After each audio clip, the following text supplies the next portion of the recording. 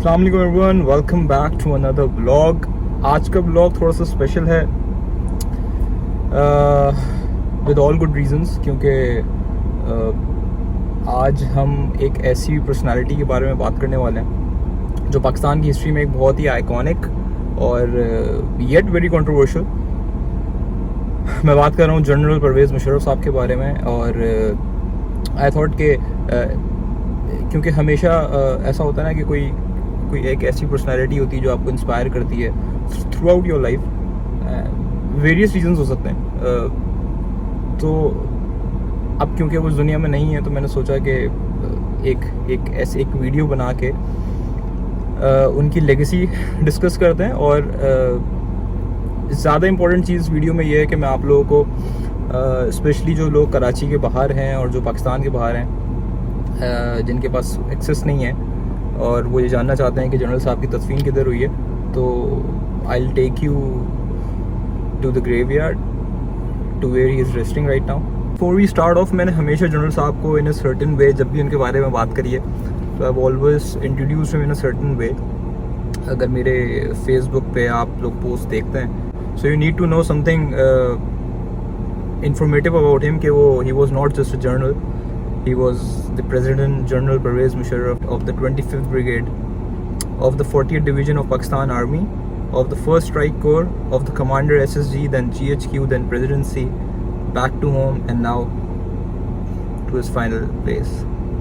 So he is General Pervez Musharraf for you.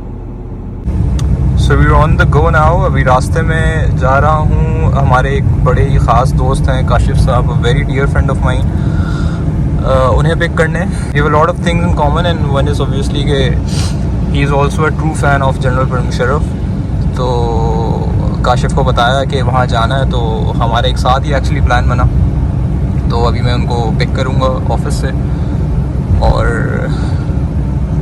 For those who doesn't know, general साहब की जो नमाज हुई, नमाज जनाजा जो हुआ वो पोलो ग्राउंड मलीर कैंट में था, और तदफीन जो हुई है वो आर्मी ग्रेवयार्ड है काला पुल के पास, गोरा कब्रिस्तान यहाँ पर है। I have never been to that place, मैं भी फर्स्ट टाइम जा रहा हूँ। ऑल्सो नॉट श्योर कि वो लोग हमें अलाउ करते हैं, क्योंकि ऑफ कोर्स वो उनका डोमेन है, वो उनकी मर्ज़ी है।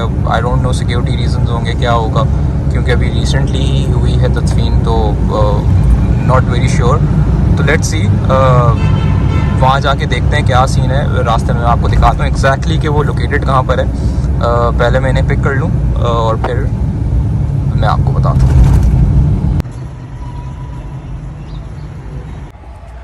ओके गाइस, हम लोग फाइनली यहाँ कब्रिस्तान आ गए हैं। नाउ द क्वेश्चन इज़ कि ये लोग हमें वीडियो बनाने देते हैं या नहीं देते, क्योंकि मेरी रिसर्च जो हमने करी है आने से पहले, उसमें कोई भी वीडियो ऐसी अवेलेबल नहीं थी। तो हमें भी यही थोड़ा सा हो रहा है कि ये वीडियो में अलाउ करेंगे नहीं। But then again purpose video नहीं है, पर्पज़ यहाँ आके उनके लिए फातिहा करनी है। तो आए चलें देखते हैं जी। तो हम लोग यहाँ कब्रिस्तान में आ गए हैं। अच्छा, वही बात जो मैं आप लोगों को स्टार्ट में बता रहा था कि ये आर्मी ग्रेवयार्ड के अंदर परमिशन तो है आने की सिविलियंस को, वो ऑफ कोर्स होनी भी चाहिए। बट ये है कि जिधर मुशर्रफ साहब की कब्र है वहाँ पे वो अलाउ नहीं कर रहे हैं, ना पिक्चर लेना ना वीडियो बनाना। I don't know what are the reasons, लेकिन ऑफ कोर्स कोई ना कोई ऐसा लॉजिकल रीज़न होगा। उन्होंने हमें बताया नहीं है, बट उन्होंने ये बोला कि हमें इंस्ट्रक्शंस हैं। सिर्फ आपको मैं एक यहाँ का थोड़ा सा एक ओवरव्यू देता हूँ कि कितना वेल ऑर्गेनाइज कब्रिस्तान है।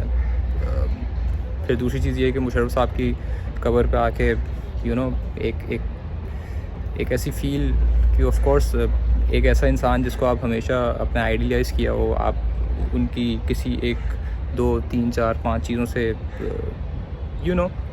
इंस्पायर हुए हो, वो रीज़न बने हो आपकी इंस्पिरेशन के लिए। तो थोड़ा सा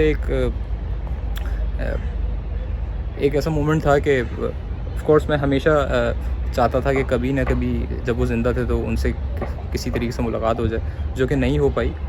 बस इसी तरीके से नसीब में उनसे मिलना था।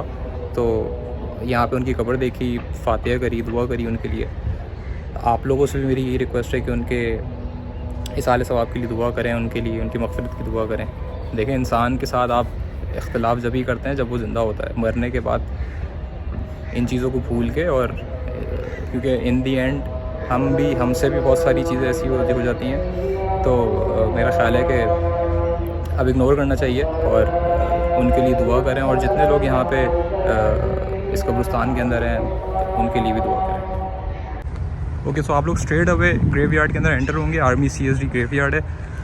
ये जो ब्लॉक है, ब्लॉक G 1211 से 1331 तक, और स्ट्रेट अवे उस राइट कॉर्नर में जहाँ ये आपको लोग नज़र आ रहे हैं, यहीं जनरल साहब की कब्र है। वही हुआ कि उन्होंने अलाउ नहीं किया, बट जिसको भी आना है वो बस ये याद रखे कि ब्लॉक G से आपने राइट होना है, और राइट एंड जो है वहीं पे मुशर्रफ साहब की कब्र मौजूद है। Now see how well organised ये इस तरीके का बहुत ही पीसफुल था। और एक जो इंटरेस्टिंग चीज़ मेरे ख्याल से काफ़ी सारे लोग नहीं जानते हैं, वो ये है कि राशिद मिनास शहीद की कब्र भी यहीं मौजूद है। ये देखें, तो ये बहुत इंटरेस्टिंग एक चीज़ थी हमारे लिए। और तो कन्फ्यूजन कोई ना हो, ये सामने NIC बिल्डिंग है, इसके बिल्कुल सामने ये ग्रेवयार्ड है। It is a fact about him कि वो एक मिलिट्री डिक्टेटर थे। उन्होंने 99 में कू किया, which is of course not acceptable. Constitutionally भी ये चीज़ ठीक नहीं थी। See I know for a fact के डिक्टेटरशिप पर डिबेट नहीं हो सकती, लेकिन ये एक नॉर्मल डिक्टेटरशिप नहीं थी। यूजुअली जब डिक्टेटर्स जो हैं, आर्मी डिक्टेटर्स इस दुनिया से चले जाते हैं, तो लोग उनको क्रिटिसाइज़ करते हैं इन वेरियस वेज। चाहे वो जनरल अयूब खान हो, जनरल याया हो, जनरल यू नेम इट। सो लेकिन यहाँ पे बहुत ही जो है ना, ये बड़े डिवाइसिव किस्म के जनरल थे, और क्योंकि वो डिवाइसिव थे, और तो आप लोगों के ओपिनियंस भी देखें तो वो बड़े डिवाइसिव हैं। आज आप मीडिया चैनल्स पे देखें, बड़े बड़े मीडिया चैनल्स पे देखें, सोशल मीडिया चैनल्स पे देखें, फेसबुक, इंस्टाग्राम, ट्विटर, जिधर पॉसिबली डिबेट हो सकती है, तो लोगों के बहुत ही डिवाइसिव किस्म के ओपिनियंस उनके बारे में। और लोगों के ओपिनियंस में ये डिवीज़न जो है वो इसलिए है क्योंकि जनरल साहब कोई आम डिक्टेटर, कोई एक रन ऑफ द मिल कोई एक आम डिक्टेटर नहीं था। ही वॉज, उनसे गलतियाँ हुई हैं, लेकिन इनक्रेडिबल रिफॉर्म्स लेकर आए वो अपने टेन्योर में। If you have read about the dictators या आर्मी जनरल्स, वो बहुत ही स्टेटस को किस्म के होते हैं, बड़े कंजर्वेटिव माइंड के होते हैं, पुरानी चीज़ों पे ही अटके रहते हैं। लेकिन general Musharraf was a completely different man. Incredible reforms लेकर आए जिन्होंने पाकिस्तान को बिल्कुल बदल के रख दिया। तो चाहे फिर वो हमारी इंडस्ट्रियल ग्रोथ हो, इकोनॉमिक डीरेगुलेशंस हों, मेरा ख्याल से कोई ऐसा सेक्टर नहीं था जहाँ पे हमने ग्रो नहीं किया मुशर्रफ साहब के दौर में। इंडिया के साथ हमारे रिलेशंस हों, क्रिकेट सीरीज़ थी, मीडिया चैनल्स थे। बड़ी आयरनी है इस बात में कि आज जो मीडिया चैनल्स उनको क्रिटिसाइज़ करते हैं, he was the only one who brought these media channels to life. इससे पहले तक तो पाबंदियाँ लगी रही हैं, और ना ही सिर्फ उन्होंने मीडिया चैनल्स को इंडिपेंडेंट किया है, बल्कि जो एक स्टेट कंट्रोल्ड मीडिया हुआ करता था उनके दौर से पहले, वो सारी चीज़ें भी ख़त्म करी। तो which is something you rarely expect from a military general. जो इकनॉमिक ग्रोथ हुई पाकिस्तान की, 7 to 8% हमारी इकनॉमिक ग्रोथ थी, हमारी इंडस्ट्री ने ग्रो किया, हमारे जो ये जो डेट्स हैं ये कंट्रोल्ड रहे, डॉलर रेट्स हों, फ्यूल प्राइसेस हों, इनक्रेडिबल रिफॉर्म्स आए। मतलब कि मेरा ख्याल है कि पाकिस्तान की हिस्ट्री में इस तरह के रिफॉर्म्स आज तक नहीं आए। उनके दौर में जो रिफॉर्म्स कराची के अंदर लोकल गवर्नमेंट की शक्ल में आए, वो बड़े ही इनक्रेडिबल थे। उन्होंने कराची को बिल्कुल बदल के रख दिया।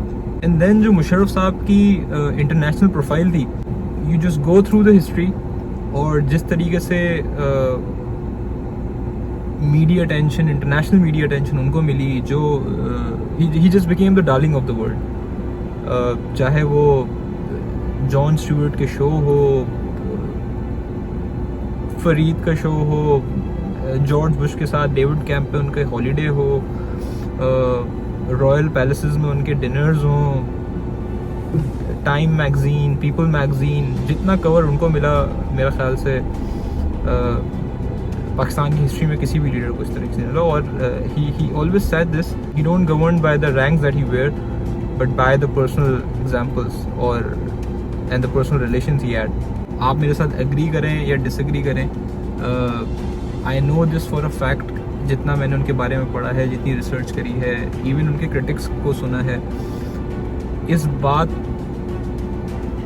को से अगर आप डिसएग्री करेंगे तो मैं समझूंगा कि आप अपने डिनाइल में हैं कि मुशर्रफ साहब सर से लेके पैर तक पाकिस्तान से मोहब्बत में पूरी तरीके से मुब्तला थे। So I leave it here. This was general Pervez Musharraf for all of you. Channel को लाइक और सब्सक्राइब करना मत भूलिएगा। I will see you in the next vlog. Until then, nap the crab is signing off. Take care. अल्लाह हाफिज़।